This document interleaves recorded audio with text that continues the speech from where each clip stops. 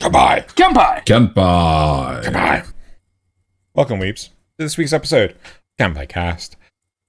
This week we're talking about demons in anime, and I think that this actually has a connotation to it that I didn't even think would be something worth talking, which is the whole religious aspect of anime as well. So, yeah, but, you know, first off we're going to move into housekeeping. So, there's the usual shenanigans. It's like, comment, subscribe. We have the Discord server, where you can submit memes for us to review, experience live on. That's a good word. Yeah, live React on recording. Yeah, react to. That's better. Consume. Have we ever considered doing React content properly? And we also have the audio version of the podcast, which is in the RSS feed of the YouTube video if you want to listen to us. Yep. What else is there? There's also Patreon and there's also streaming. We should start releasing the memes as shorts. This is genius. I don't know if it is. I genuinely don't know if it is. Right. Genius. So, Yeah, I volunteered to narrate. anyway, right. So, that's it for the housekeeping. So I'm going to hand over to Thaylien to start off the topic itself. Oh, fair enough.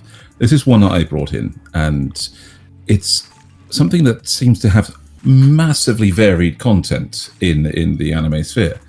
We've got everything from the absolutely evil demons from Berserk all the way through to the waifu demons of High School DxD. And yes, I said DxD just to annoy you now. D multiplied by D. Oh yes, D times D. Poor Zeno. Well, certainly there is one demon that wants to multiply an awful lot, so let's leave it at that. And Zeno pointed out there's the aspect that many people inappropriately consider quite a lot of things in a religious context. Everybody's aware of the satanic panic that went around for Dungeons and Dragons, and a very similar one went around for many of the anime things, which I can't imagine, especially when they've got shows on like Bible Black, which are very religious in the first place. For So, everyone's benefit that doesn't know what it is, do not look it up. No, don't look that up in when Bible Black is religious the same way Don't look it up. Is, no, okay? No, don't look it up. Period. Right? It's not anime. There you go. It's chicken neckwear. Anyway, you've even got actually some anime that can really be taken in religious terms because they try to put them in, like Kill the Kill, where clothing is the original sin, is of course it's a result of original sin and needs to be fought against at all times. So that's an interesting take. You're reading way too much into that one. Hey, that's how they managed to get their Christian school to watch it in that one particular story. So, still, the takes on demons in anime have been wide and surprisingly varied. Some of them have been very deep, some of them have been very, very shallow. They could be just another race on the world that happens to be called demons because they have horns on their head. Not even necessarily horns. No, sometimes they look very, very human and just happen to... I'm thinking of... Did I pass it? I am an H, aren't I? Oh, there he is. Oh, there he is. In Helck.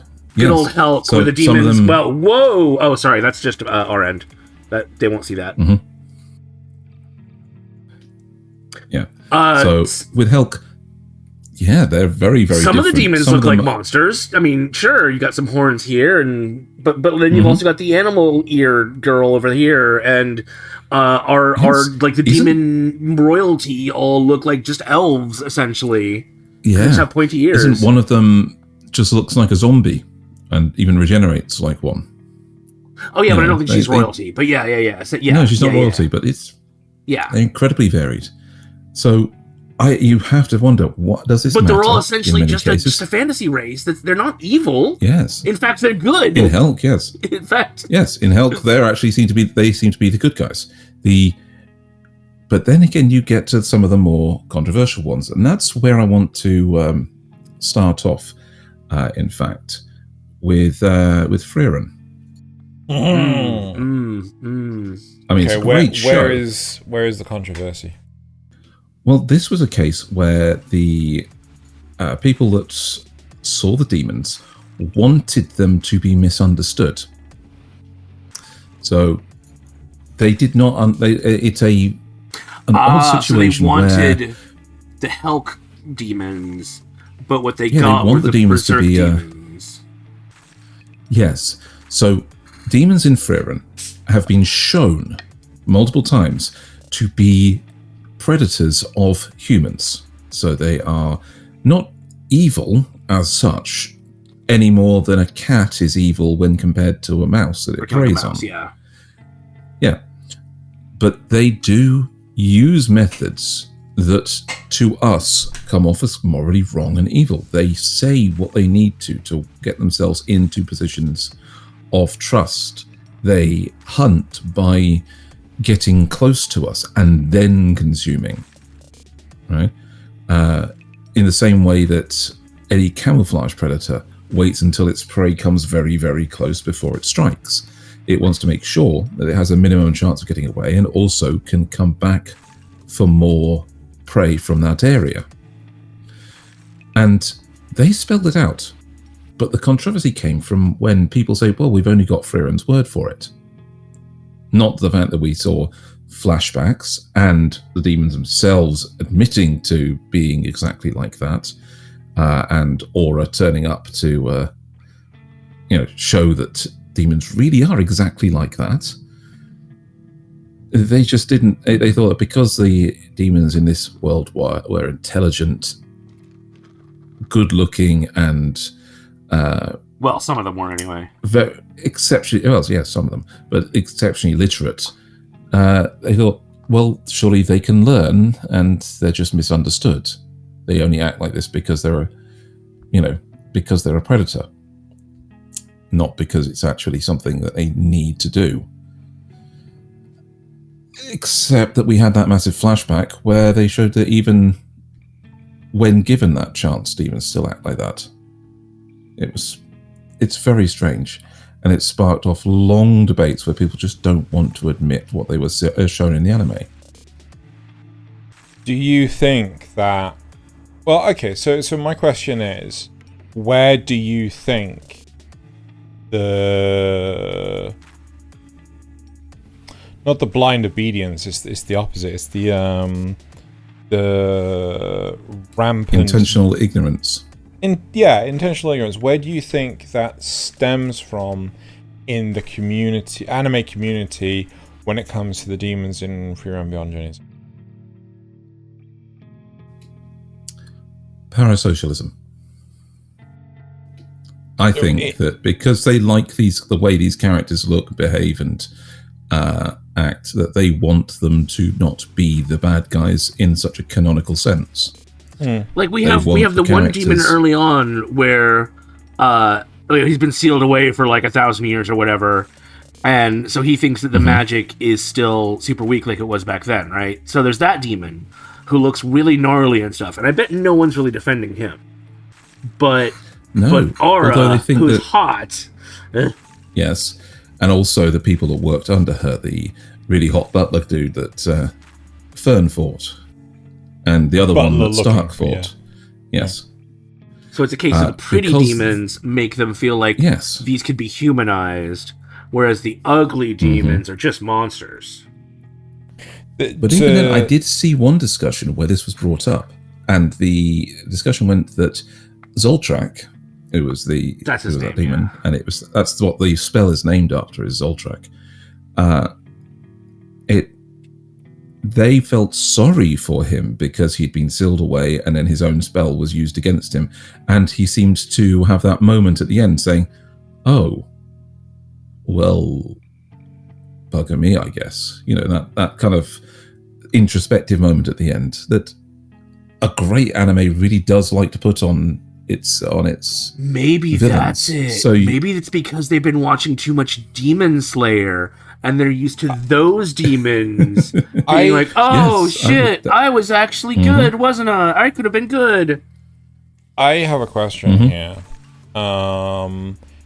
I think that this is, or I have a statement, I suppose, more. I'm wondering if this is more to do with the fact that the current generations haven't known such depravity of humanity to the point of a world war, right? And, you know, if you were to ask older generations what they felt of the opposition in World War 1 and 2, I'm specifically trying to avoid the word. No, I'm specifically trying to avoid the word that YouTube the may. G-word. No, I was actually thinking the N-word. The other N-word. the shorter N-word that has some Neo versions these days. Yes, the four-letter one. Yes, there we go. So sorry, I really have to avoid it for YouTube's sake. But the reason I think that if you were to ask your older generations, what do you think of the opposition, they would comment saying, like, you know, they are scum, they are disgusting. Anyone associating with them, it should be, you know, unalived, so on and so forth. And I think that this is the lack of experience of such nastiness leads to an opportunity in society today to forgive anyone. You know, they're just misunderstood. You know, they are the minority. Like, how often do you see... No, genuinely. Like, how often do you see demons and things like this? I disagree. In Frieren. I disagree, though, because I think you've got... So we've had the War on Terror for 20-something years now, essentially, right? We've been just in the Middle East, screwing around. I think that there's been a push to make sure that we don't see all... so, like, you wouldn't... Looking back, you wouldn't say all Germans were bad, because some of them had no choice but to exist in that system, right? Of course. But if you go back to World War II and you or shortly thereafter, and you ask somebody, "Are all Germans bad?" They'd probably say yes, right? So I think there's been a push. That was my point. To keep people from dehumanizing the other side. So even though we've had conflict, it's not the same level of us versus them. But at the same time, sorry to finish my point. But the big thing is, though, that we have elements of today's society that will probably relate to the marginalization of the demons to the point of they're just misunderstood. I was like, yes. No. These are still nasty monsters that want to rip you to pieces. Like, that there is... The whole point of this is that there is no redeeming qualities of these individuals. And people in today's society pushing that they are just misunderstood I genuinely think are forgetting Zoltrak. They're also forgetting the demon... in the flashback when when they gave her the child that they actually gave a chance to grow up and learn to be that one looks human, right? But no, I'm talking about the one that Flamen went to Frieren's village and discovered that Frieren killed it, right? That one was massive. That you've just proven my point. You forgot about that one. Right? Yeah. There are demons out there that are grotesque in nature, and I think people are forgetting that they exist and are the same species as the ones that are the pretty humans. Yeah. So here's the other take on this, and it's actually a historical take from our own world, because it's not so much the modern society thing, right? To forgive and forget, or to not take everybody as all the same. It's a disconnection thing. It's not having any stake in the thing, any investment. Because you go back to World War II and you look at the American newspapers, and you'll never guess what you find. It's, are the Germans actually wrong? It's, should we join the Germans? Yes, well, I'm not kidding. Sort of pre-World War II, but yes. No, it's literally before the Americans joined World War II. Okay, yeah, sorry, before Pearl Harbor, essentially. Yeah, and yes, before Pearl Harbor, when they were actually given America a reason to take a side. Isolationist, very neutral in the whole thing. And even after Pearl Harbor, there was still the dissenters that said, no, this was Japan. It wasn't the Germans. Right, yeah. It wasn't their leaders. I mean, they had a rally in Madison Square Garden for that party, that certain party. Interesting. Yeah. Countries that were not involved, were not allied directly and directly being pulled into the war already, were very much on the fence up until given a reason. Yeah. Heck, Canada joined World War II before the Americans did. So, I think the government wanted to, but the people didn't, and so they needed the excuse of Pearl Harbor, essentially, to get into the war. Pearl Harbor was a government job. Oh my god! Yeah, it's a wagon dog situation. Anyway, so it's that basic thing of the people that are trying to humanize the demons in Frieren. Don't have that ability to connect with the idea that there is something that will, even given all of the chances to repent and be a better person, will still act the way they want to act. Yes. It's you gotta. The problem is that they're painting all the demons as bad, which is true in Frieren, but we're it's like you can't. It's like trying to separate the that certain party from the rest of the Germans, right? Not all Germans are bad, but a lot of them were. And Frieren is saying all demons are bad. I think that's the disconnect. I think the thing here is that let's make it like today's society sort of thing. If aliens turn up, right, and just go like, "Hey, we're here to wipe you out." Independence Day. Right. We're here to get rid of the pests. We want to terraform this planet. We want it to be ours. We don't care that you were here first. Are people seriously going to? Are people seriously going to try and no, the aliens are doing nothing wrong? It's like, are you fucking mad? Did you see a little movie called Mars Attacks? Because that happened in Mars Attacks. Well, no, it happened in Independence Day as well. That's true. They're like, on top of the building. What was Yeah. What was the other example I was thinking of? The whole thing of taking the alien side against humanity is a very, very popular trend, and it's very similar in that the absolutism of finding a group that genuinely is absolutely against you and absolutely wants an end goal that is to your detriment is very hard to comprehend when we've had years and years and years of conflicts where people will change sides, where people will have second thoughts about their people have second thoughts about their own absolutism and turn to the good side, or the side that is ostensibly good in whatever narrative that's going on. In the other side's narrative, they are horrible traitors and have caused the downfall of their victory. But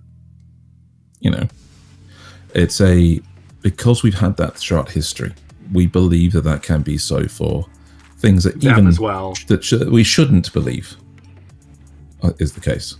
Mm. But that's one take on demons in general. Another, I was going to go to something where a person is considered a demon and is genuinely not what they're not what they are. And that's the case of Tenchi. Which Tenchi? Original. Well, let me say. Oh, okay. Yeah, okay. because Ryo-Ohki, yeah, considered a demon, locked in a shrine, as far as I remember, sealed away because of her Japan's demonic idea of ways. demons is very different. It is. So it leads on to that discussion of the way Japanese people think of demons in their world, because we've seen a couple of other things on screen, but didn't mention them, where demons, in fact, yokai in general, are seen very, very differently to the way that something like Helck or Frieren is seeing demons. So if it's not Tenchi, because that was the thing, this was the leader, was Tenchi was the first step on this, where somebody is seen as a demon ends up being an alien, right? What if you go through the Japanese take on it? Things that get sealed away, things that get dealt with by shrine maidens and temples. Something supernatural that, well, preternatural, I suppose, that they don't know how to deal with. In Spectre. The Pillarmen. I was going to say in Spectre in this case. Yeah. Pillarmen. Or, sorry, Inspector's good. Yeah, so Zeno has watched this more than me, in fact. And the way it deals with yokai and their demons, as we would call them, is very, very different to how any of the previous shows we mentioned have discussed. But I think the difference here is culturally, like, realistically, yokai is more of a supernatural entity. It's not inherently good or bad, right? Whereas demons and devils in the English language are always inherently, like there's no redeeming aspect. Unless you're watching something them. like Lucifer. And I think the big thing is that you can't tar everything with the same brush. This is a conceptual problem. Look at I wanna segue ever so slightly. Look at the idea of Yu-Gi-Oh! And Harry Potter. I can't remember which. So there's a toy chain in the UK called The Entertainer, and it famously would not sell. I'm trying to remember what it was. I think it was Yu-Gi-Oh! No, Magic the Gathering. Magic the Gathering. That was the other one, and I think it did sell Harry Potter. And the whole idea is because of, like, you know, magic and witchcraft, and you know, it's not Christian, right? It's really bad, and as a result, it became very hypocritical when they were selling Harry Potter stuff. I'm like, hold on, Harry Potter is all magic, right? It is all. It's literally witches and wizards. Yeah, like, you know, so Yu-Gi-Oh! Is playing card games. Magic the Gathering is literally just a bloody name. Yeah? No, it's just a card. It's just a name, right? It's a fantasy card game. That's it. Yeah, you could call it It's like saying that Ouija Zork, boards if you want. have actual magic in them. No. Yeah, exactly. So, Just a game. and as a result, people will interpret it the way they want to interpret it, right? We will not sell this because it's anti-Christian or whatever. It's, again, like, if you were to turn around and say, like, oh, yeah, if you were to rename all the demons in... or all the devils in Chainsaw Man to yokai, right? Then that's not a problem. Why is, Yeah. Well, it's sort of like the context of monster in Japan is different than, for us, a monster is always a negative. But in Japan, you've got stuff like literally pocket monsters, literally Pokemon. Monster is just like a beast that's not human that potentially possesses some, level of intelligence. Not an animal as well. Not an animal either, yeah. It's not necessarily not necessarily a natural animal that they would domesticate. Yeah. This can be a monster. Yeah. And likewise, there's oh god, I had a point. Oni. Oni, yeah. Oni. Yes, that's where I was going with that. Oni are a term that are either used for It's usually negative spirits, I think. It's not usually like these big one-horned or two-horned ogres were technically Oni, but that's a representation of what an Oni is, not what an Oni is. Not just that. Yeah, that's the case. So, like, for us, there's a distinct difference between demons I think demon and ogre, right? Yes. Mm-hmm. So an Oni effectively means both, right? But it's like you can't directly translate this. Stop trying, right? Yes. Let us learn the meaning of the word, right? And stop trying to foist. And that's something that, I feel like, yeah. Isn't it something interesting? Somebody mentioned that the word that the Japanese use for thank that we translate as thank you is not actually anything like that. It actually is more, I'm so honored this never happens to me. This is such a special and unusual event. Well, arigato. Yes, arigato gozaimasu. I think all in. That's just it's more showing respect to the person because you did not expect them to show you kindness, rather than just thank you, which we use as a throwaway phrase when anybody does something for us in any way. I think the difference just fulfilling there obligation and things. I think the difference there is, again, a huge cultural difference where in Western society or in English-derived society, there's like a couple of degrees of thank you, right? Whereas in Japan, there's like 10 degrees of thank you. Right? Yes. Yeah. So we've dropped so much formality, Thanks. whereas they've retained it. Yeah. So they've massively retained it. But like going back to a show like Inspector, which is where I decided to derail this thought process.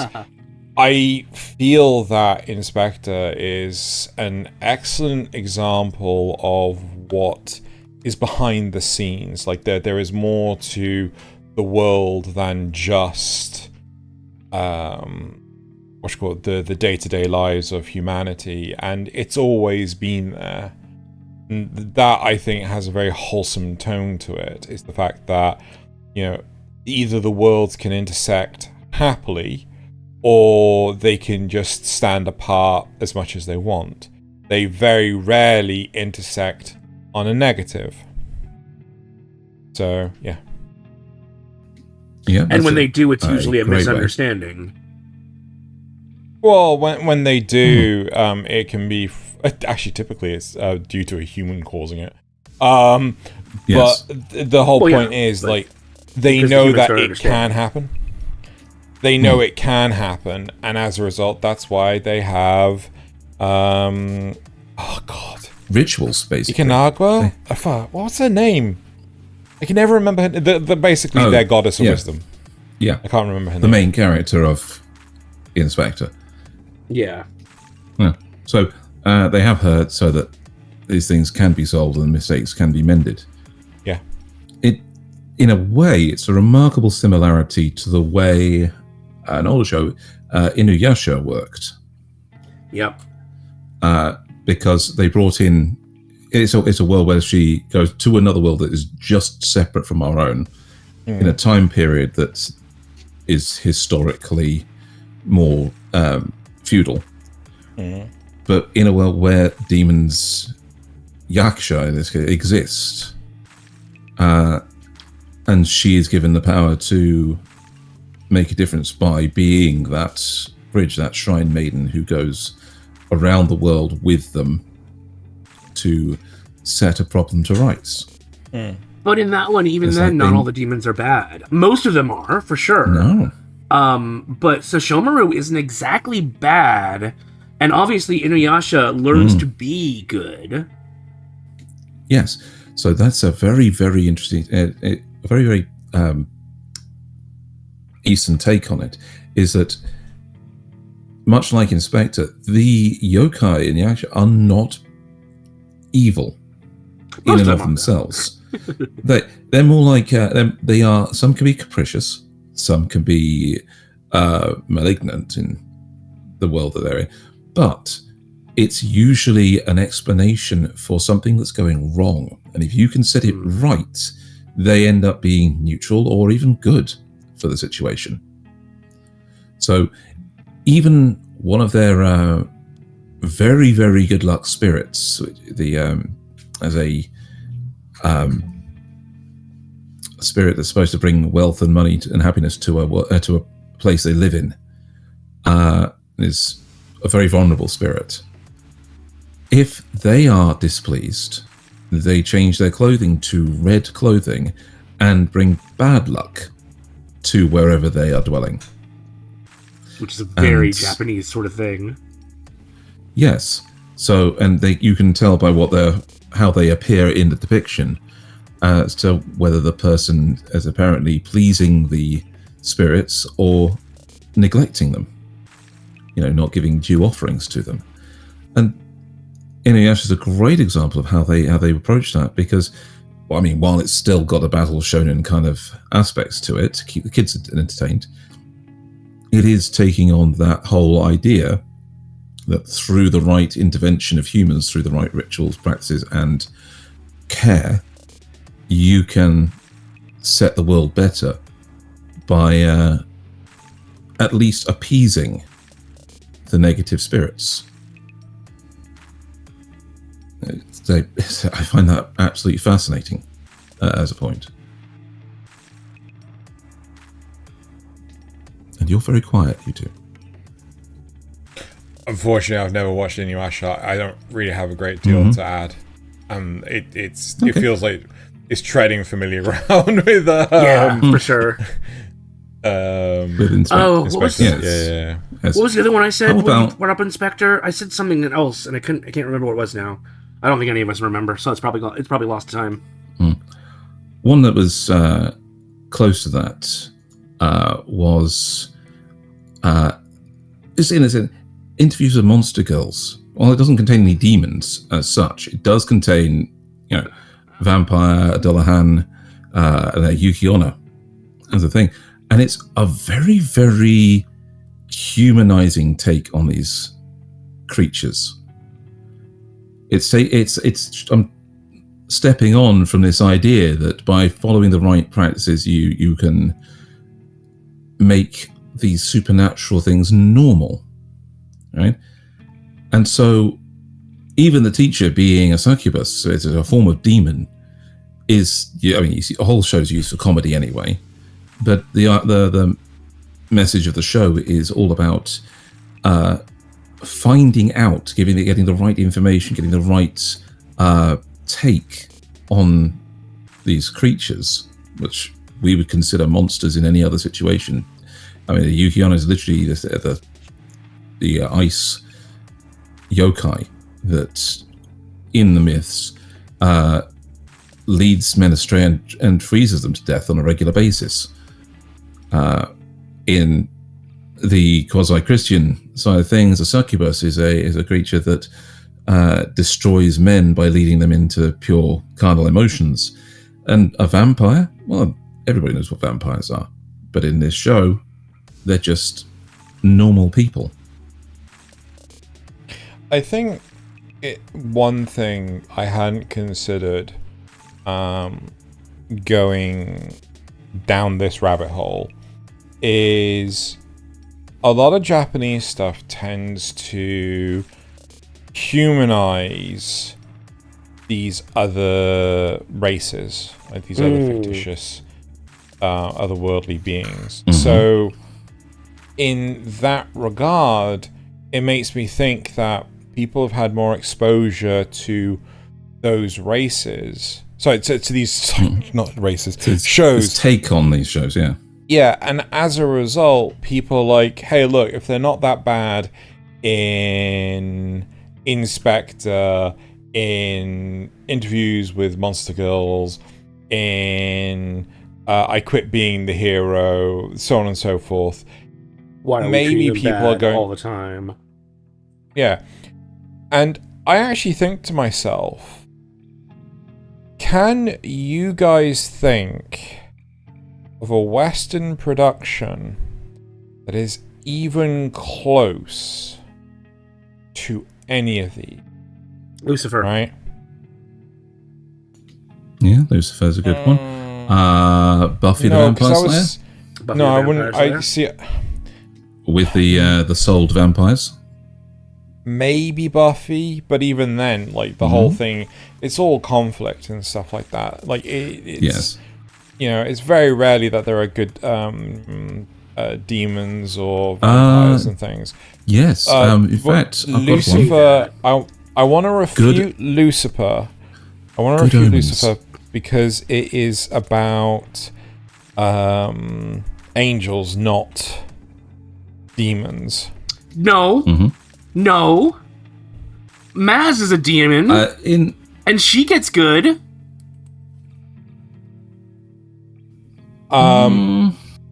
Good Omens, I genuinely blocked out. I got so bored of it. Oh, really? Yeah, I can't stand. I know there are other ones. I just can't. I'm not good on the spot with stuff like that. See, Good Omens is fun because it is a take. Good Omens is great. Created by Neil Gaiman and Terry Pratchett together. Yeah. Oh. There's a lot of humor Although in season that. 2 diverges because they only wrote the one. Yeah, it was only one book for it. Yeah, but Neil Gaiman still likes season 2, so it's fine. You know? Yes. So the take on it is that the two main characters, or the demon Crowley, or he was originally Crawley and became Crowley because he was actually a snake demon, and being called Crawley as a snake he didn't like it. Okay. And an angel, they're sent to Earth as counterbalances to each other's influence, right? So heaven and hell's influence on Earth, and you know, while the angel is responsible for many of the good things, the demon is responsible for things like the M25 being the particular shape it is makes the ancient symbol Odegra. Every time a car goes round it, it cranks out a low-level amount of evil every single time. Right. You know, that kind of thing. And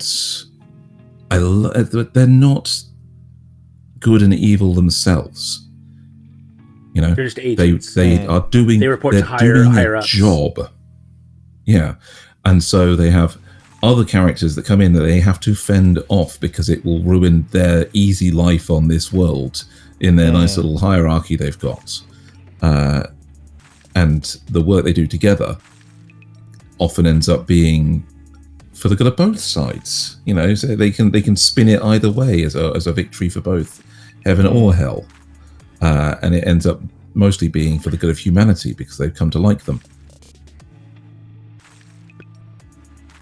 It's an odd one, but I do think that when it comes to Western productions, it is very cut and dry, right? Mm-hmm. And what? I don't know. I feel like that's not true anymore, and probably hasn't been for at least a decade. But Really? I'm bad at coming up with this stuff on the spot, so I'd have to go look. It up. Western Productions. We've actually got one on the system. Believe it or not. And I'll see if I can just quickly find that. We've got Hazbin Hotel. I can't speak to it. Which is an independent production from the West. And it features quite heavily this whole idea of redeeming demons and that they can be redeemed. It's set in the... did Supernatural have any good demons? Very old... No, it did not. No. And if anyone comes back to me and says like, "Oh, Crowley became a good demon," no, he didn't. No, he was a dickhead the entire time. Sorry, continue what you're saying, Thaylien. Yeah. So they the whole take on it is that the princess of hell, the girl born of the the fallen angel Lucifer and the original wife of Adam, Lilith, is a good person and is seeking the good to redeem the souls of the damned. And in the season actually does prove that they can be, but doesn't realize it because the proof is that the soul goes to heaven and she can't see heaven. You know? So it's an interesting take on things. Very musical, very fun, but does discuss quite a few good, deep topics. Because of course, this is a busy pop thing. She loves putting in all these ridiculous, simultaneously frivolous and deep plot lines. I think she likes doing. One we don't have. Sorry, go on, Zeno. You carry on. I think one Western production that I think is really interesting in terms of its religious iconography, if you guys will humor me for a second, is... I'll humor you all the time. Warhammer 40k, right? Mm-hmm. Oh god. Demons are an actual thing.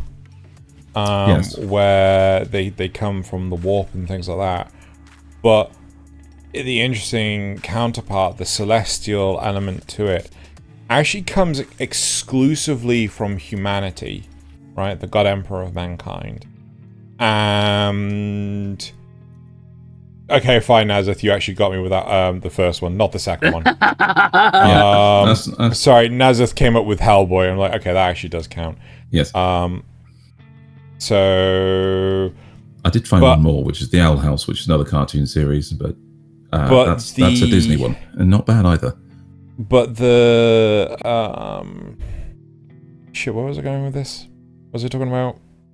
You were talking about the celestial aspect coming from humanity. Yeah. Sorry, yes. Yeah, it's exclusively from humanity and the God Emperor of mankind, and it's really interesting to see like the almost zealot-like behavior of humanity. So of the Space Marines and the Custodies and things like this, like to the point of they have a chapter of Space Marines. I hope I get this right, and I apologize to anyone if I do get it wrong. A chapter of Space Marines, which is the Grey Knights. The Grey Knights are supposed to be created from the gene seed of the Emperor, as opposed to the whoever their representative is. So like all the Space Marines, so all the Ultramarines come from the gene seed of like the first Ultramarine. All the Iron Fist come from the first Iron Fist, you know, so on and so forth. And they were the sons of the Emperor. But the Grey Knights, they are crafted from the gene seed of the God Emperor. The actual God Emperor, yes. Yeah, which apparently is supposed to be like heresy. But the idea is that they come in and will wipe out any knowledge, and I do mean knowledge, of demons, right? Because if you know about demons, your knowledge of demons influences their power and actually grows their power and things like that. And the cut and dry approach to the whole thing, which is like, you know, this knowledge cannot exist in the universe. They will go around and just wipe out entire planets to make sure that that information doesn't get leaked. It is just wow. So what you're saying is we can get away with just not painting the models of a whole load of Space Marines and pretend they're Grey Knights. No, I mean they have specific models. Yes, that's true. But my point is though that like it's a very interesting depiction that, you know, where demons actually exist, we are effectively, you know, the celestial chosen, or basically the Space Marines and the God Emperor of Mankind, or but that's not really true. That's just what they tell everyone. Like the thing is that chaos isn't really good or bad. It's a reflection of the meat space, the universe, right? So like Nurgle is decay, but decay is also a natural necessity that brings rebirth, right? So Nurgle embodies both of those, but we only ever see the Nurgle side because the universe is a really fucked up place. But like if they properly like nurtured people's belief in the better side of Nurgle, then it would be more balanced. No, but I think in part the problem is that the Chaos Gods exist, right? They exist in the warp. They can't come through because there isn't a fissure big enough to well, they're essentially forces of nature that are personified in the warp. Yeah, but the whole point is that they existed prior, and they are, you know, they are leaking out whatever but they weren't can. always like evil. Zeech. Didn't the Eldar create one? No. Yeah, the Eldar did. They murder-fucked Slaanesh into existence. Yeah, I love that. Yeah, they did that, yeah. But yeah, so they created Slaanesh because they had, you know, galactic dominance before humanity was a speck on the, you know, the celestial ball. But like the Emperor could go either way. See, he could become a good force in the warp, or he could turn into a new Chaos God. I didn't think the Emperor was in the warp. My thought is he was still on Holy Terror. Well, his mental force is projected into the warp. Yeah. Yeah, he is a beacon in the warp that allows. Yes. Yeah. Oh crap! What was it? Navigators. Basically, he's like the North Star. Yes. Of the warp, and it allows navigators to know how to manipulate the warp. But part of the idea is that he could be corrupted to become a Chaos God. He's that powerful. Yeah. Okay. Is that fact, or is that populist belief? Because I do adhere to that. I do like that, but I don't. Here's the question. Counter question. If you can create a god by representing it in meat space, could you not influence the God Emperor by believing he's different? That's why the Grey Walls exist. Yeah, part of the reason that you know the God Emperor has so much power is because everyone believes in him. I don't know. I don't think that's true. I don't fully understand it, but my understanding is that when the God Emperor was born, like he was born under some weird. He was created by a bunch of sages that sort of like killed themselves to create a massive psyker power. Yeah, he was sort of like suicide packed into existence. Yes, yeah. Yeah, fair enough. But he was like a physical, meaty person. Like he's like, you know, I do have physicality. But he's kind of not anymore, sort of. I mean, he is still bound to the throne, but like, just give him text-to-speech, and it'll win. Lol. Yeah. See, what I've learned from this is we'd have a very different universe on our hands in the Warhammer 40k if the Eldar hadn't had galactic dominance but had galactic submissiveness. Oh my God. To be fair, though, the only reason why the Eldar, as far as I understand, the only reason why the Eldar dominated was because the Necrons, or the Necron tier, were consuming too much. They basically won after they killed the old gods, and went, sleepy time now! And basically. So, okay, thinking of that cycle, and let's switch it back to genuine, almost Christian demons and ruin Xeno's day. Okay. Why? With Devilman Crybaby. Oh, fuck. Now this one's a show where the idea of good demons and bad demons existing is attempted. I mean, say what you want about how the show is produced, how the quality of the animation, anything. The theme of this is the cyclic nature of sin and its punishment. And the idea that, yes, the Christian God is in fact real, and that the earth we live on is in fact the punishment place for the fallen angel Lucifer. Okay, before we go too far into this, right, I just want to say, my co-hosts enjoy Devilman Crybaby, right? No. They think it's a good show. His one co-host likes Devilman Crybaby. This one right here. This guy. I don't think it's a good show. I don't think, but I do have a sadistic bent towards you, Xeno. But personally, I think it is a hot, steaming pile of flaming garbage. And if you at all trust my taste in shows, you will not watch Devilman Crybaby. Don't just trust definitely it. It's a bad show. Don't. I recommend not watching it unless you really want a laugh at such a bad show. And even then, it's probably going to ruin your day. It's not funny. It's just depressing. It's definitely not the best thing Science Saru has produced, but I think it is. I really like the artistic quality of it and the non-standard story. So I'll give you the non-standard story. I will give you that. Right. I'm a fan. But yes. I always find it interesting how Japan takes on Christian mythology. Yeah.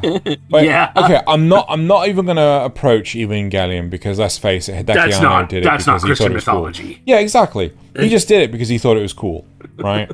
But with Devilman Crybaby, I think its approach to Christian iconography is very perplexing. It is trying to create a anti-hero out of Akira. Or Lucifer. Are you talking about Lucifer? No. I'm talking about Akira. Akira. Okay, yeah. It is trying to create an anti-hero, but the thing is, like, it's more about Akira discovering who he is more as a human than as a demon. And it's just, again, it's like he's the one virtuous demon, because the person that the demon took over was so good, was such a little wimpy goody two shoes. The demon, the sin couldn't overpower him the same way it did the other people who became demons. Plus, you add into that the human bigotry against them, which only sparked them to go even deeper into their sin. And but wasn't that right at the end? Yes, it escalated really fast at the end. Like the whole point. Yes. It's really confusing because much like Akira running, it escalated really fast. God, it's really confusing because like part of the narrative is that you become a demon if you fall to any one of the cardinal sins, right? Yet it doesn't explain Akira or the people that turn into demons that I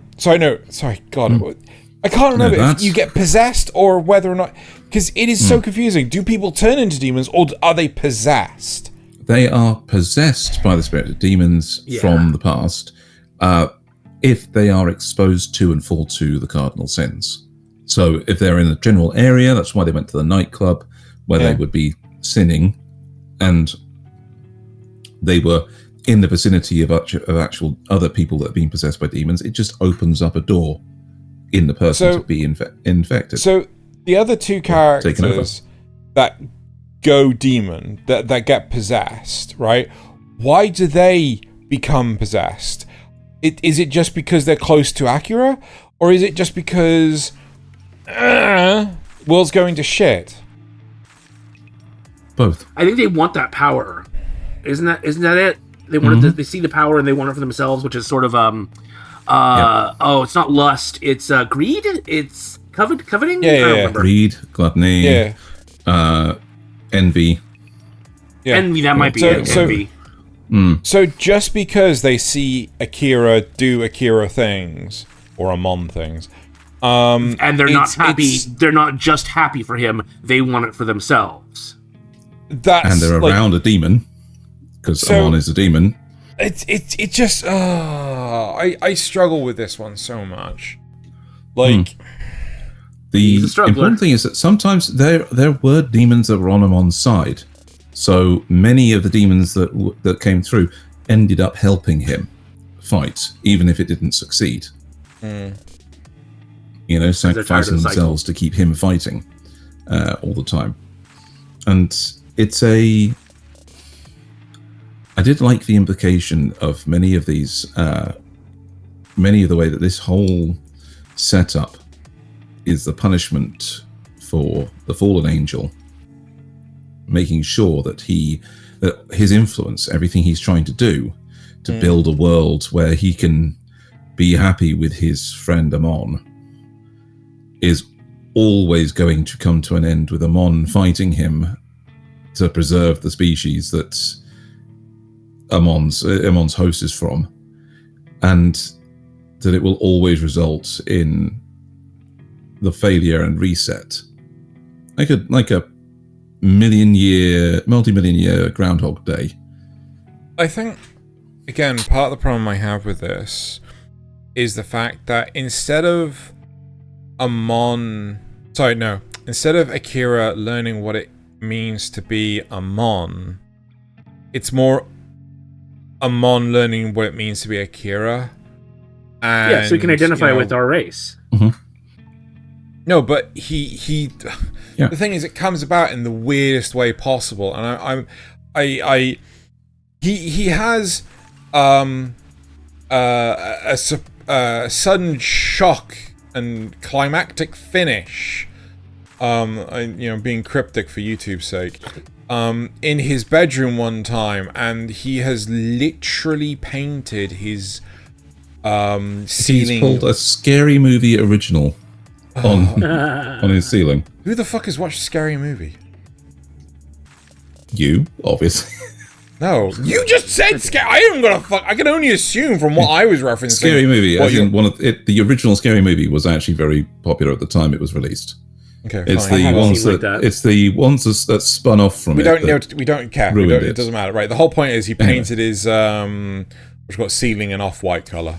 So just it's gross, and but it doesn't fucking amount to anything. And it would be so much more of an interesting story if it was the other way around. Akira learning what it meant to be Amon.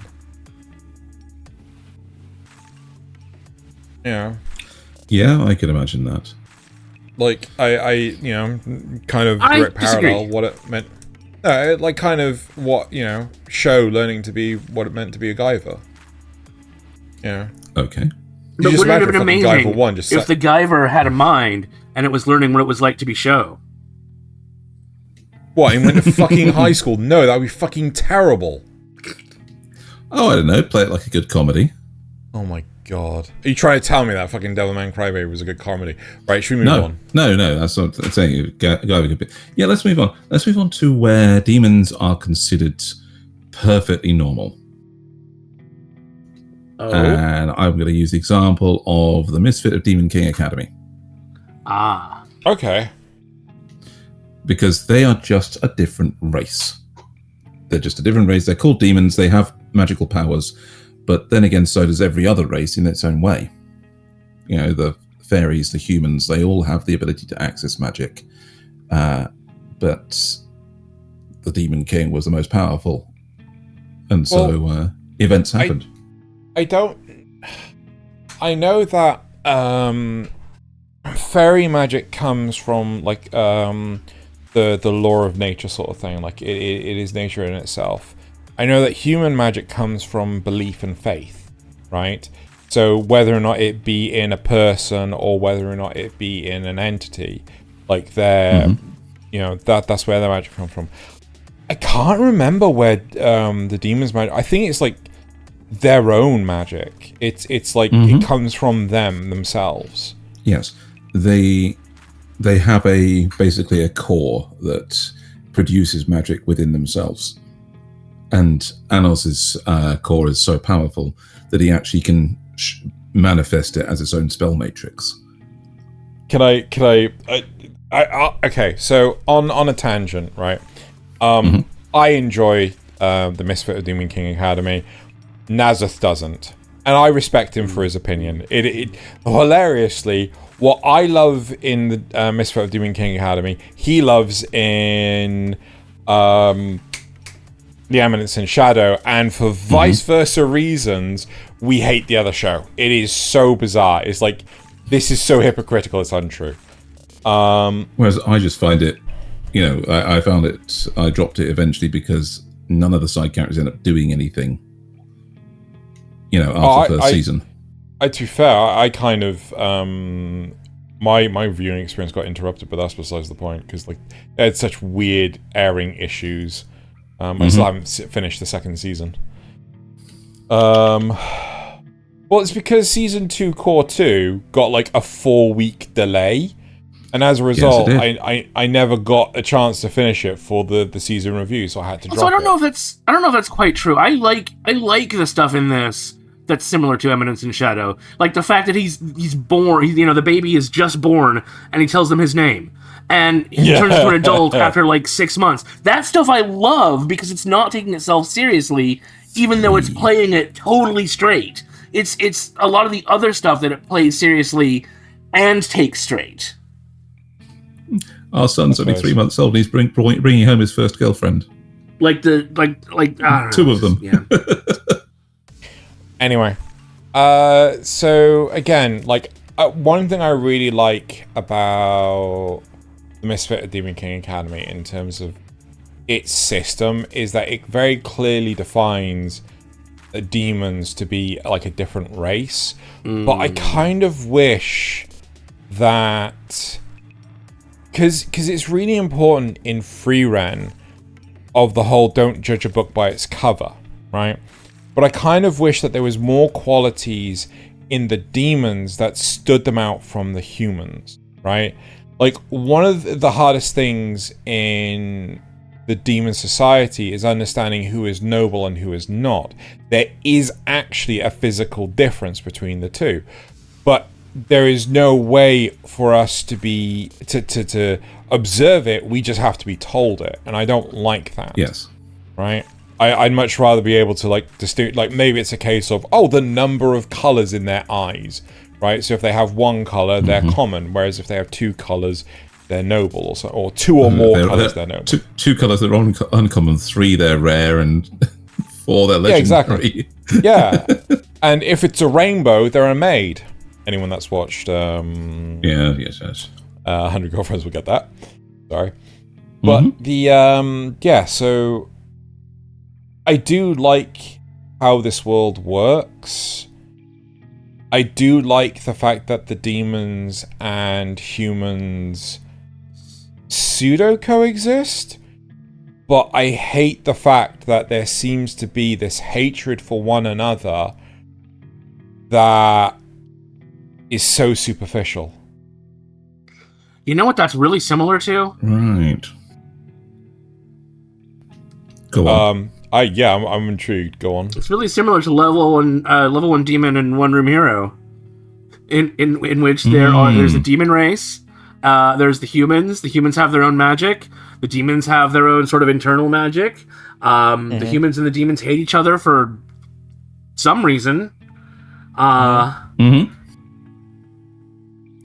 You've got a very sort of silly overtone. There's a lot of similarities between these two. That's it. When you think about it. In that same sense, you can find something that's very similar again in The Devil is a Part-Timer. Oh, God.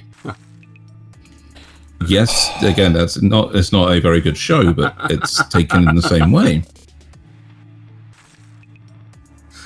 But then again, you can find for a better similarity. To be fair, I'm going to fight you on that one, right? With Devil as a Part-Timer.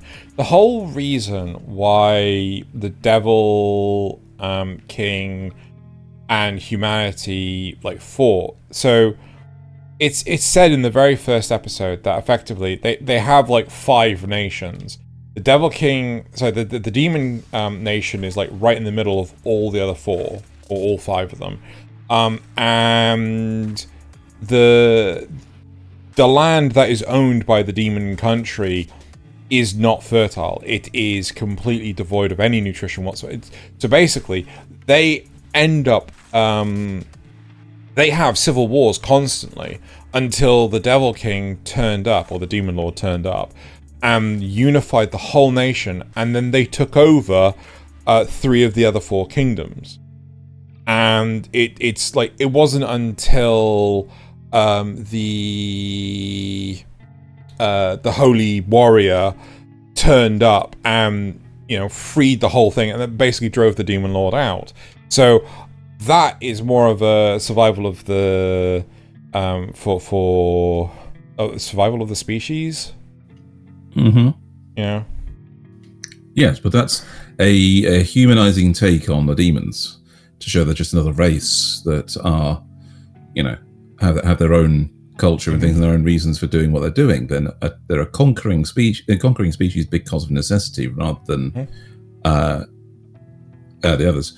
But how about one more recent with Demon Lord 2099? I was thinking about that. I was also thinking about the new Devil May Cry, when Xeno was talking about the demons just want to live. They're in this barren land. Let's hold off that one. Let's not talk about that one, because that's the review next week. That's for next week. Yeah. Demon Lord 2099. Yes. Yeah. Now this one's an interesting one to me because it starts off with the very first episode with the very typical hero humanity and human kills Demon King, but you learn through who the Demon King actually is and what he values as he reincarnates into this new time, is that his take on things was that he was making the world a better place. He was actually caring for his people. His people believed in him, and he was out to protect them against the people that would kill them for the magic they had. The immortals that he had working for him had achieved this state despite everything that humanity did to kill them off. And the only reason that the humans even won was because a goddess fell in love with a human and blessed him with divine power. And just that sheer thing, that sheer ability to win against the Demon Lord specifically. Well, kind of. I really want there to be a second season of this. Yeah. Oh yeah, 100%. Definitely needs to be continued. I think there is more material in the original source. Still, but then the worlds collide in the 500 years after his death. Well, his death and resurrection. And that 500 years, the collision of the worlds has forced an amalgamation of all of the fantasy creatures and the humans by merging them with a world like ours, where only humans existed. And so it has brought on this more amalgamated world with technology as well as magic that has blended the lines. But the thing about this one is that, again, the demons aren't really bad. They're kind of misunderstood. It's another race kind of thing. Except for the one who wants to rule, with an iron fist. He's actually bad. Yeah, the one immortal. But then again, it's one of those cases of they're not really demons, they're immortals. Demons aren't all dicks, but this dick happens to be a demon. Yeah. Yes. So, and because it's quite obvious from the fact that he's the one that's sacrificing his own kind for his power. Exactly. Also, why does Anos have such magnificent titty guards in this picture? That's fantastic. That's not Anos, that's Voldy. Oh no, sorry, it is. It's Veldora. Velstadt. Yes. Velty, that's it. Veldora, Velschvalt. Anyway. Yes, you said Voldy, which is the house Voldigold. So you blended it too. Anyway. Voldy, didn't I? Anyway, you said Vol. O sound. Anyway, yeah. So it's interesting how we've had so many different takes on these, with everything from the demons are just another race, and it's an excuse to have a magical race that people can call evil, and maybe they are, maybe they're not, versus where they are genuine monsters. So, a good one, which isn't really an anime, but we all enjoyed the first season of, was Castlevania. Where they're actually genuinely vampires and demons in there. Vampires aren't demons. And they were demons. But no. You said vampires aren't demons. Yeah, vampires aren't demons, but there were demons in there. Yes, exactly. So it's where the monsters are monsters. Yeah. Where the demons are demons, where the demons are evil. And then you've got that whole plethora, and it just reminds me of that old thing, is that dragon is just a term for an unopposable monster. Something that has some massive beast that has to be overcome. So you've never heard that? Okay, because that's why dragons have such different representations in media. They can be, they'll have their arms or wings, they have back legs, and they breathe fire. And those are often called drakes. That's just based on the area that the story originated. Yes, but every area has their equivalent of a dragon. Okay, it's some mythical beast that can't be overcome by normal men. No, that's a Leviathan. I think that's a Leviathan. Yeah. No, because Leviathan. No, Leviathans are in the sea. Nope. Okay. Not true. Hold on. Bring this back. Hold on. Just bring this back. Because a Leviathan is just a sea dragon. Ignoring all that. Bring this back to demons. No. Hold on, Cino. I'm actually making a point. I am, in fact, making a point. Because Nasuth's just bringing up another word that means giant creature that can't be overcome by men. Normal men. Every culture has something like that. And in the same way, every culture has demons. Right? And that whole take on them, the way people are representing them in media, everything. It's almost like even with the they're representing forces of nature, or aspects of people's drives. Yes. Like in Chainsaw Man, where the things that we do, fears that we have, ideas that we have, create demons. It's not just that. It's like there is effectively a demon or devil. That's the important part. Devil, here, devil. They are devils. What's the difference, really? No, it's like the idea is that there is only one, where there can be like multiple demon, like imp demons or caca demons or cyber demons or whatever. I'm using Doom. There is one devil, right? Yeah. Of a specific type. And the thing is, there is always a devil for literally every fear, right? That is like, no matter how small. Even if the fear is not supported by fear of stubbing your anyone. toe. Well, no, not just that, but if it's a case of like no one is afraid of X thing, that devil no one's still afraid exists. Of me being behind you right now. Oh my god! Shut up! Shut up! Shut up! Right? Because I'm charming. Oh my god! That's 3 for 3. All right. Sorry. Even though the devil, say no one is afraid of something, like say chocolate, right? No one is afraid of chocolate, right? Mm-hmm. That devil still technically exists, but it is the smallest, meekest, weakest devil, right? And that's, again, like something that's really fundamentally important with the whole concept of Chainsaw Man. I don't want to get into spoiler territory for stuff that has not been adapted yet. But again, it's really no one's afraid of a supernova exploding on the other side of the universe, but that devil still exists.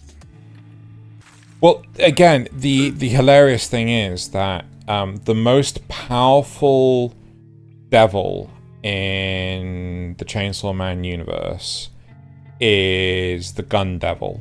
Mm-hmm. And I think it was like in a 1 second instance. It was like a really short time.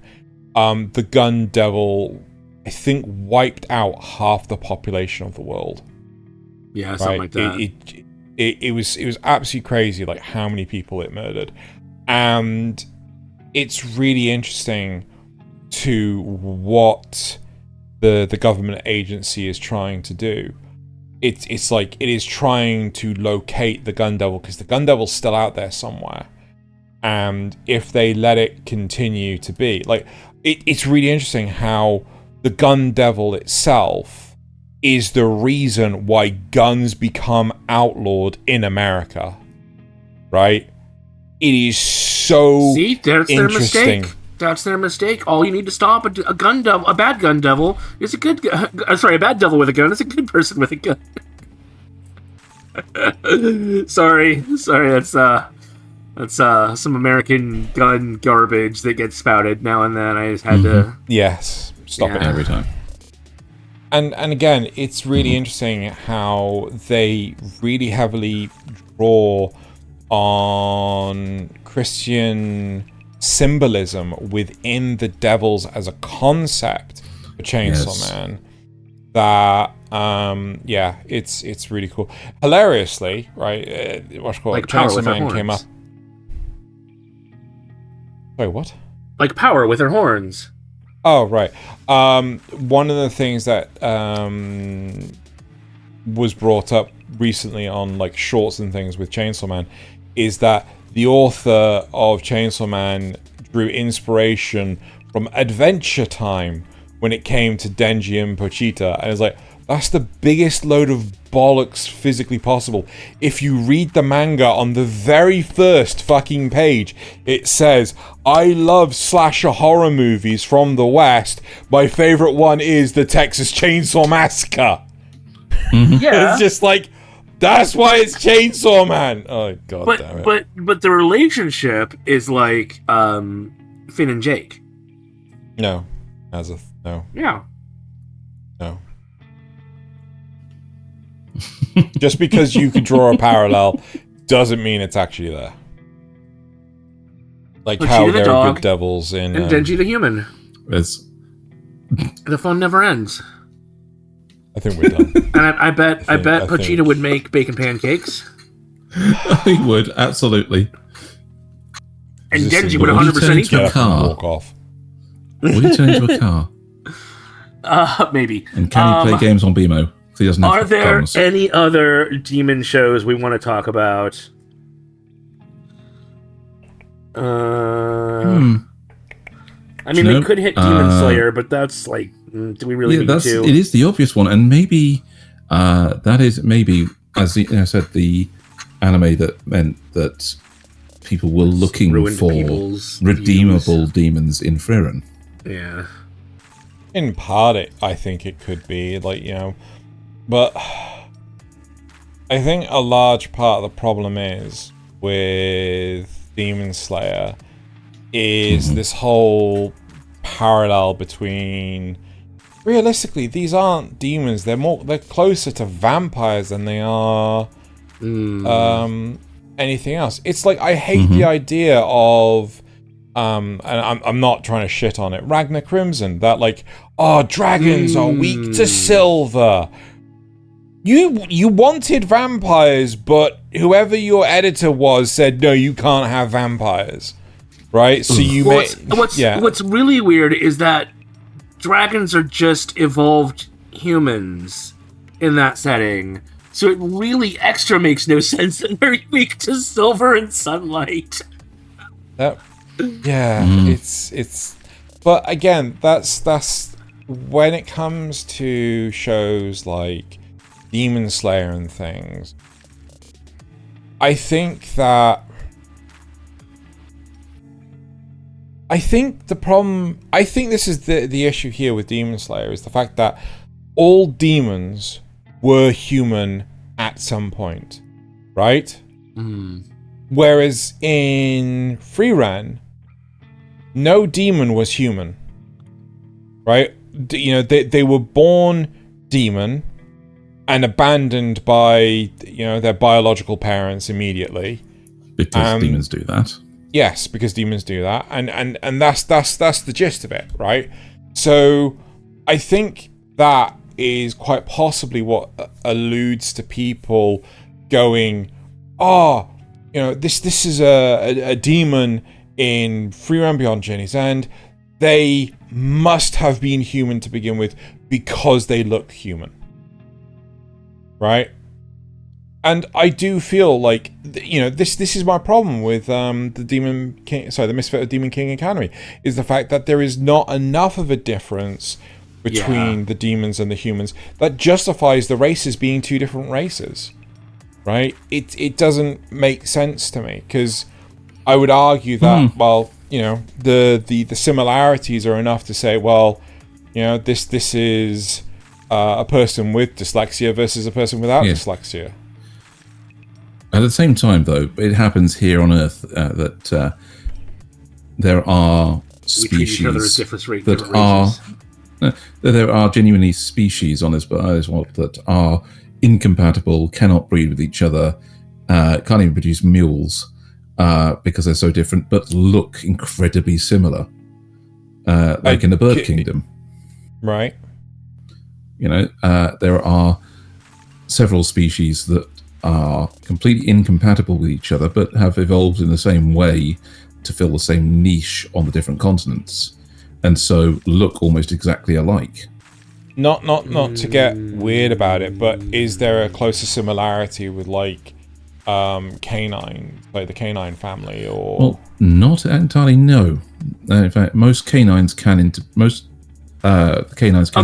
but to be fair, it depends on which way you're going. However, you will find that canine and vulpine get mixed up quite often, and they can't breed at all. So anything that's fox-based can't breed with anything that's dog-based. I'm just gonna say, gonna say a male Great Dane cannot mate with a female Chihuahua. I'm just gonna say that. I'm just gonna lay that out there. Even if you artificially inseminate, that baby gonna be way too big. Yeah. For some reason, I'm just imagining Shaquille O'Neal's girlfriend at one point. Oh my god. Moving on.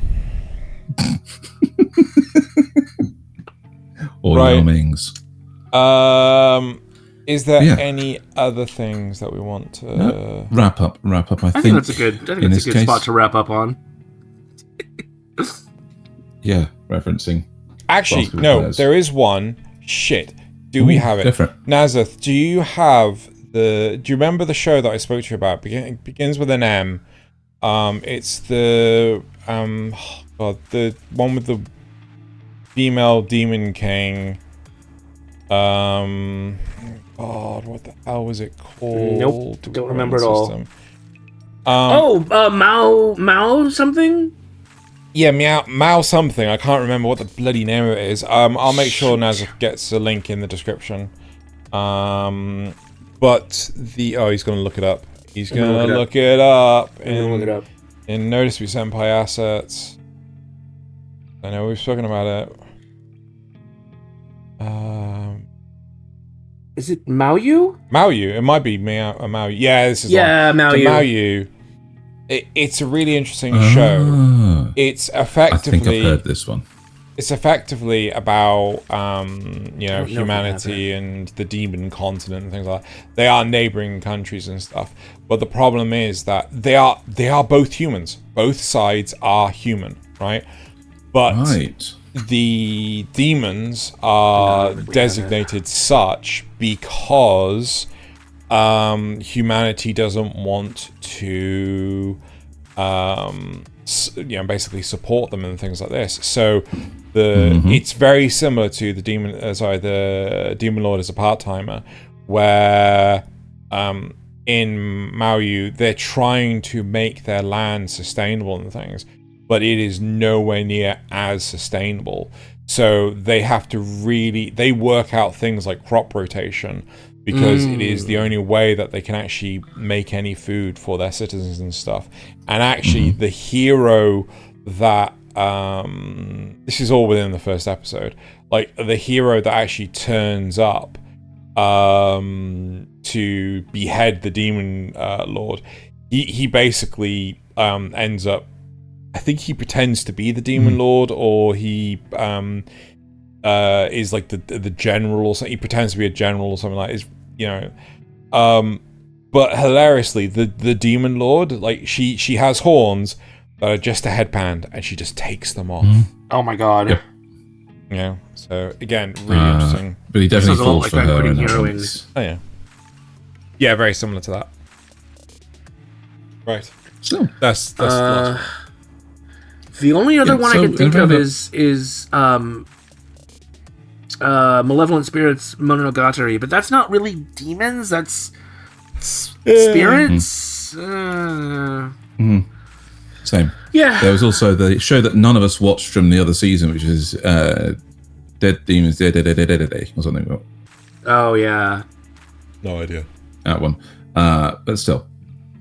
God, what is up with his proportions? Weirdo. Anyway, so for a roundup, basically, demons just happen to be, unless there's the Western influence, they just happen to be the other. An excuse to have a fantasy race. They're like the more interesting version of elves, in the sense, because they have they can have the same features. They can be as humanoid or non-humanoid as they want them to be, and they can be used for outcasts, or they can be used as enemies. They can turn out to be dark-skinned lollies, like in the wrong way to use healing magic. Yeah, they can in fact do that. God damn it. Yep. Yes, it's silly. And the fun is it's similar to Goblins and Goblin Slayer, I would say, because they can just be used as this generic fodder enemy, or they can be as important as the ones in Berserk, where everyone is unique and a genuine threat to the main character. Well, I was a genuine threat, but it would be a threat if he didn't have a giant sword and the determination to just kill them all. If he wasn't a badass, they would be a threat. So it's interesting to see how many takes, and whenever the Western religious version of them comes in, it can get interesting, a little weird and wacky. Curious.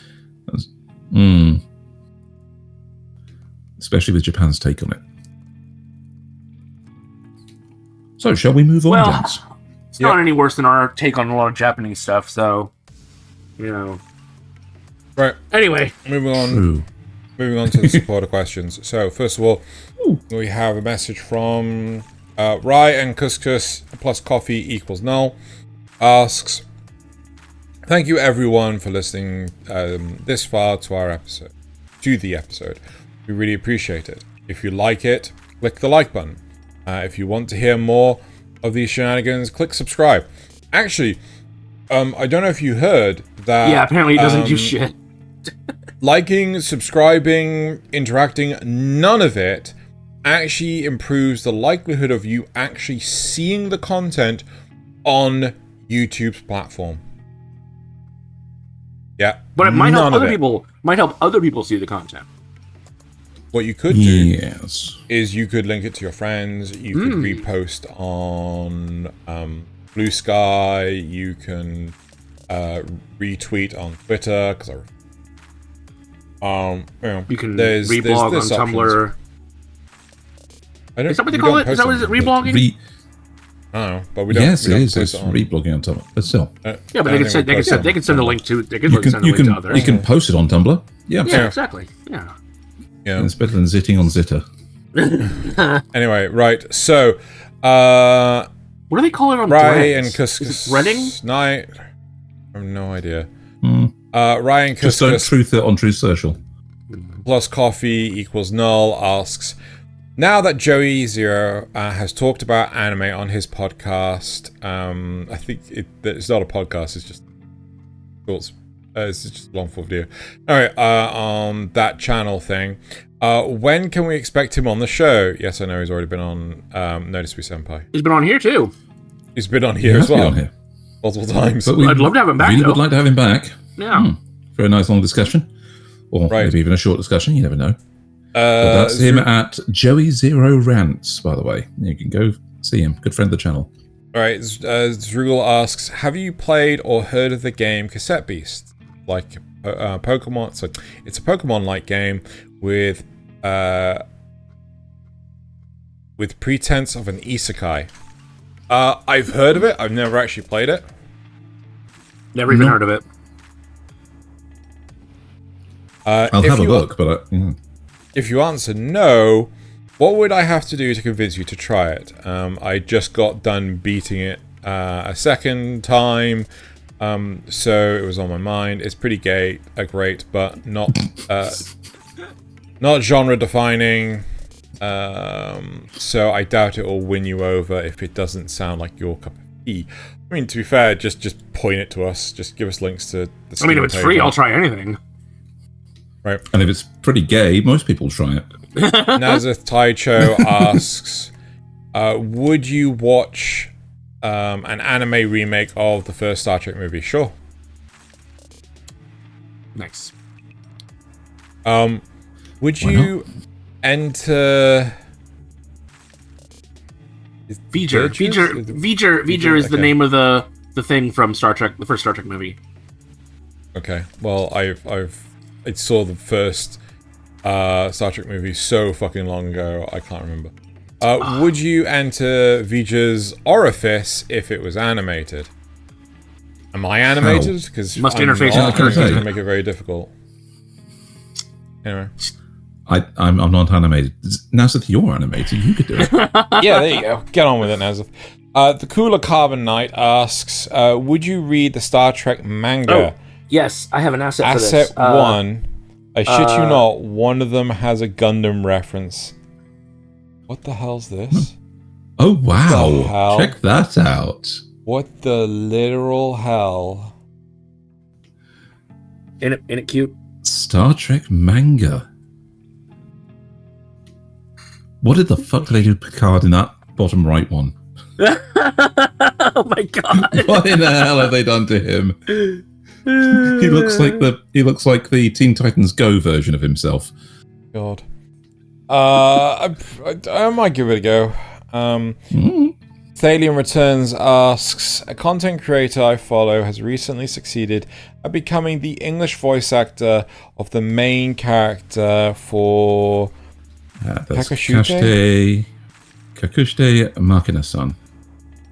Please put them on Makina-san. Oh, right. Which means that I now have to watch the show. This is despite that's why. what the show is about. Do you ever watch an anime just because it contains voice actors that you enjoy? No. No, but it does. So I know it that does you delight avoid me. a show because of the voice actor, What? Black Clover. I know you avoided Black Clover because of the voice of Asta being absolute grating on your ears. No, but that doesn't mean that the voice actor does it for every single role that they do. No, still. Right. Anyway, if you were given the chance to live with a fully sentient, full sentient artificial intelligence in an android body, would you be able to actually become friends with them, or would you be perpetually wondering if the friendship was real because it's ultimately just a smarter computer running software? The first. I mean, if you could If it's fully scientifically sentient. prove that they're fully sentient, I mean, why not? But I mean, Yeah.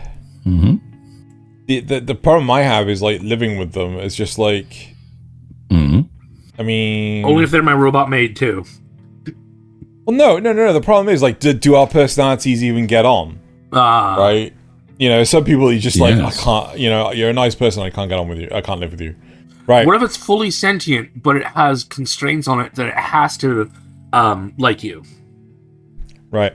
Moving on to the comments from Oh shoot! I heard last this week. morning. First of all, we have the news. Strombus Shell says nothing at all. Well, see, we recorded this a little early this Nothing week, at all. so when I got these last night, he hadn't commented yet. He might have commented by today, but we're recording this early, so I haven't checked. Oh, by the way, we're unusual. having to record this early because someone... Actually does things on Easter. No one does things on Easter apart from eat chocolate and go into a sugar-induced coma. So if you said something, Strombus, I'm sorry. Right. Zrugal says, that Detective Conan McDonald's crossover looks like a real good chicken sandwich. Now I'm hungry. Yep. Yeah, dude. The story links didn't make it into the description, Nasuth. They're there now. They're there now. I don't know how that happened, but they're there now. Oh, a cool My Happy Marriage sequel. Yeah. Ooh, the Ghost of the Shell sequel is real neat. I don't think it's a sequel. I think it's a reboot. Just like Arise. Yeah, I think just like Arise was a reboot, whereas 2045 was a continuation of Standalone Complex. So I think this is a reboot. Right. Moving on to the comments Before you do, we do in fact have a comment from Strombus Shell on the previous news. Yeah, he says, sometimes I just put in random words instead of whole comments, so YouTube doesn't snatch my comments. Hammock, thanks for the news. He also then says, the new Ghost in the Shell looks like it's got a little cyberpunk mix in, and I kind of like it. Hell yeah. Well, I mean, it was one of the ground-defining cyberpunk movies, so I'd hope it'd have a little cyberpunk. It's just gone even more cyberpunk. I assume he's referring to 2077, right? Yes. So, or 2020, which I think was the RPG. Anyway, right, so moving on to the comments from the cast to give Nasuth a hot second to try and find if Strombus has actually replied to that. So first of all, we got Rikyu7 says, I see the Meatloaf episode. I would watch anything for love, but title of episode. Because I won't watch I that. won't watch that. Yeah. You know the Meatloaf song. I would do anything for love, but I won't do that. No. Oh, Ethan. We do have a Strombus comment. Right. Hey. When we talk about edging anime, and Xena says, feel free to send Thaylien death threats. I'd rather send death threats to Thaylien. Depth threats. Depth threats. Oh, depths. sorry, depth threats. I'm not sure what he means. I appreciate the pun. They're deep. I appreciate They're it, deep. yes. They're deep. Right. Right, Zrugel says, Kanpai! To be honest, I didn't notice Xeno's audio last week either, but glad it's fixed. I think the anime that I felt was overhyped when I watched it was Dan. Interesting. No shade intended. I'm not saying it's bad, but I kept hearing that it was amazing and the best anime in years. Things like that. But when I watch it, I expected so much. I was kind of disappointed by it being just pretty good. Yeah, that's that thing Xeno talks about. Yeah. You know, it's like, this is why I try my hardest to be at the forefront to watch something. Like, I don't want, like, I can't remember what I was watching. It's a show this season that's currently airing. Mm-hmm. And the episode was waiting for me to watch it and things. And a short came up with something to do in the episode. I'm like, I'm just skipping right past that.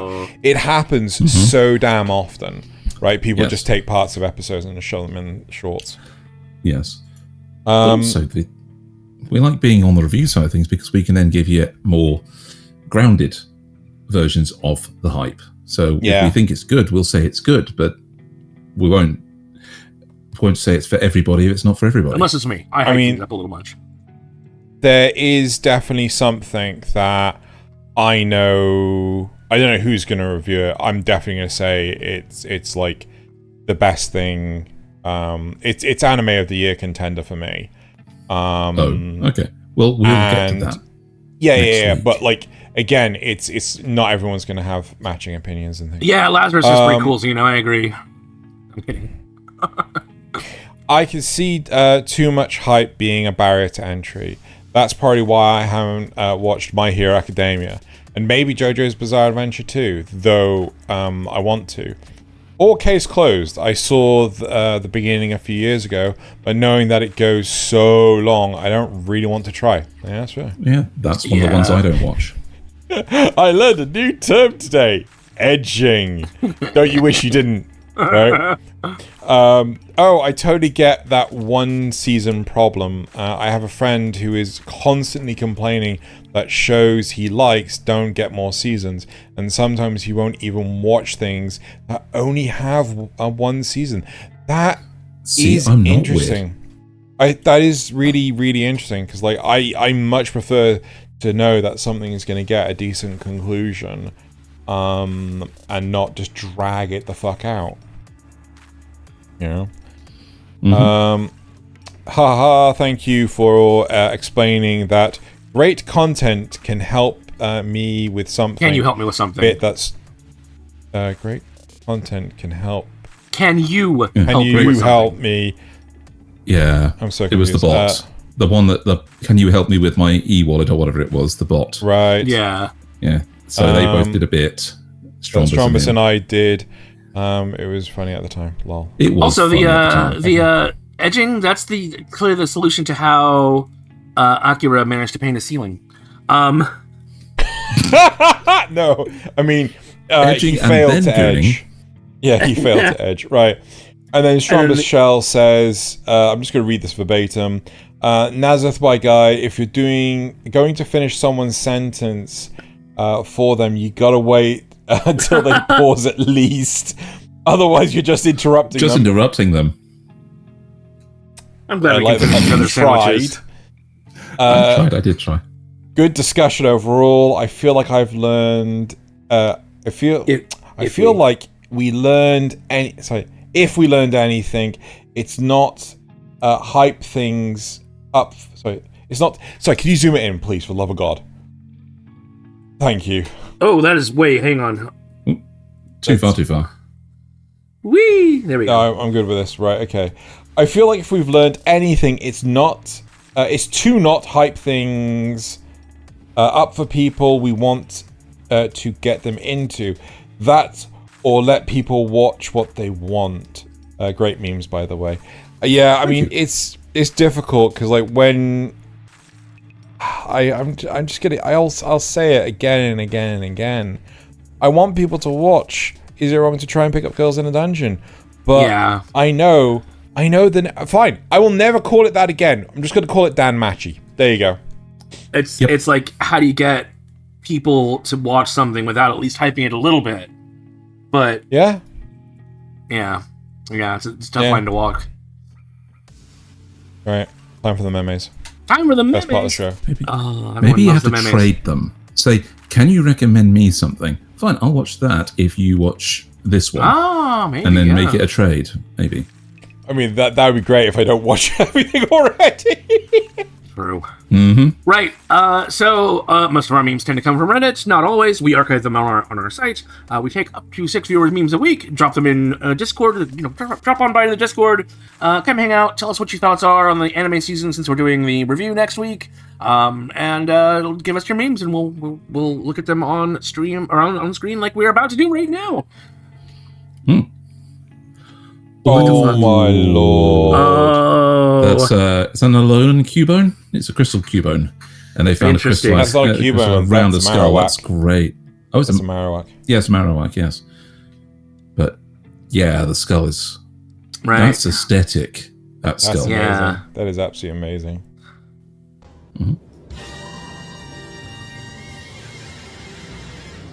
Oh god, I remember this scene. This was so good. Oh my god! Look at the animation and everything. It's so good. 大事なのは体重移動踏み出す力と腰のひねりをお手手に伝えてそんでお手手 Like the references in this show were great. 必殺スターキャッチ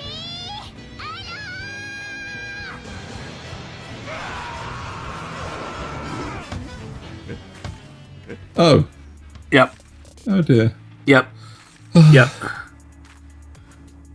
We get that Bonk. versus the battle Blue Lock. after the end. Oh. I mean, like Blue Lock and Oh. the problem I had with it was the fact that like they made an entire episode out of one chapter. Yeah. Yeah. the real anime title, please. Your name, Andrew. No, it's not Andrew. Yeah. Brilliant. Oh my lord! That's amazing. See, this is why I want Catgirls to see if this works. Oh my god, that is It's absolutely one of the reasons. brilliant. By the way, One of don't the do that. reasons. Don't do that to your cats. It's mean. Some cats don't actually react to it, but you know. I don't know if any of my cats have ever reacted to it. I don't have a cucumber, so I can't You're try. so mean. Right. And you do the Mr. Detective Crime, Pikachu. you do the Mr. Time. It's a mime. Right. So, on to my memes. I'm starting off with a couple of video memes, so... anything can be bad Dare apples. use mine against me. Right, that's enough of that one. Me's back in the class sketching a masterpiece when I should be taking notes.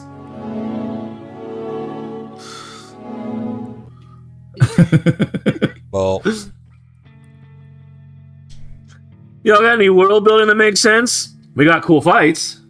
Ooh. True, it's true. I like Windbreaker, but it's true. Brook Rider. The Mara no Mi plus Brook equals... Mm-hmm. More than likely. Would you watch an anime because of a character model you saw? No. No. No.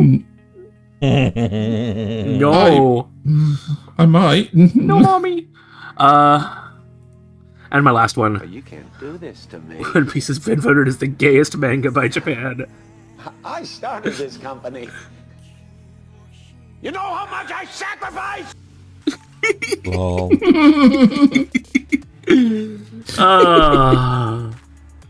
Right, on to Thaliens. Kids had their fun already. Now it's real men's turn. Oh my god. So Miku who can't sing. If I had a nickel for every supernatural mystery thriller led by a busty 20-something burnout, I'd have 2 nickels. Which isn't a lot, but it's when this happened twice.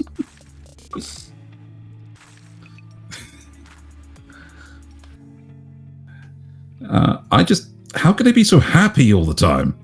That, my friend, is the power of repression. Oh, so true. Oh my god. Oh, This might be spicy if any of you know what it means. This is a cosplayer selling doujin of himself. Him? Him? Oh,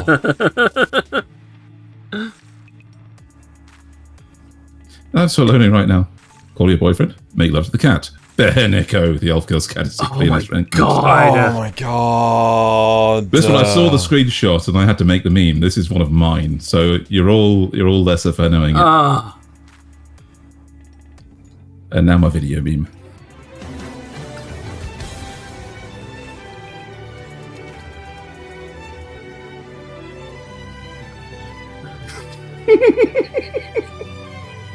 Wow. Deadpool brings in All Might.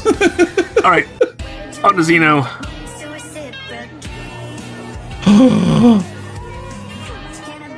Oh, look! Oh, Bubbers. Why is my voice so high? I don't get it. So it's just adorable, Nasuth. It is just wholesome. It is adorable. It is a little kid dressed up as Rosen Maiden. It's also made Thaylien shut up. So It's making Thalien's making cute noises. Yep. But yeah, no, honestly, it's just wholesome. Important announcement: Gorgura, right? And then everyone goes to subscribe to Senzawa. 1.27 million subscribers. I think that's much higher now. Oh, yes. You're going to stay right here in the lower mainland where it's safe and pick berries like your father. Damn it, Carla, I'm a doctor, not a berry picker. Grisha, I'm trying to make a point here. Is the lumberjack core the kind of life you want for your son? She's right, Aaron. As much as I hate to admit it, it's a nightmare out there. You really don't know what it's like. Not yet, anyway. It's only the first episode. Huh?